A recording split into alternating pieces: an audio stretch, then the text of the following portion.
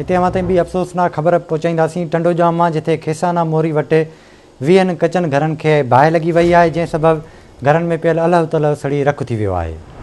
Breaking news है, अवां खे अपडेट कंदा हलूं। टंडोजाम मां खेसाना मोरी वटि 20 कचनि घरनि खे बाहि लॻी वई आहे। बाहि लॻण सबबि घरनि में रखियल समूरो सामान सड़ी रख थी वियो आहे। बाहि मुतासिर खुलियल आसमान हेठि बेयारो मददगार वेठल आहिनि। तफ़सील मालूम कंदासीं टंडोजाम मां आवाज़ टीवी जे रिपोर्टर अज़हर लोची खां। जी अज़हर, कहिड़ा अपडेट्स आहिनि?